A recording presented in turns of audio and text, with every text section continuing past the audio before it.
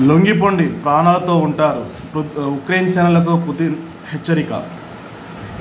ఉక్రెయిన్తో యుద్ధంలో కాల్పుల విరమణ ఒప్పందం కోసం ఒకవైపు చర్చలు జరుగుతున్న సమయంలో రష్యా అధ్యక్షుడు పుతిన్ కీలక వ్యాఖ్యలు చేశారు. కరక్స్ ప్రాంతాన్ని స్వాధీనం చేసుకున్న ఉక్రెయిన్ సేనలు లొంగిపోతే వారు ప్రాణాలతో ఉంటారని హెచ్చరించారు. కీవ్ సేనలపై కనికరం చూపాలని అమెరికా అధ్యక్షుడు ట్రంప్ విజ్ఞప్తి చేసిన వేళ పుతిన్ ఈ వ్యాఖ్యలు చేయడం గమనార్హం. మానవతా అంశాలను పరిగణలోకి తీసుకోవాలన్న ట్రంప్ పిలుపు నాకు అర్థమైంది. ఆయన సూచన మేరకు ఓ విషయాన్ని స్పష్టంగా చెబుతున్నా. ఒకవేళ వారు ఆయుధాలను విడిచిపెట్టి లొంగిపోతే వారి ప్రాణాలతో గ్యారంటీ ఇవ్వగలను. రష్యా ఫెడరేషన్తో పాటు అంతర్జాతీయ చట్టాల ప్రకారం వారిపై చర్యలు తీసుకుంటాం అని పుతిన్ వెల్లడించారు.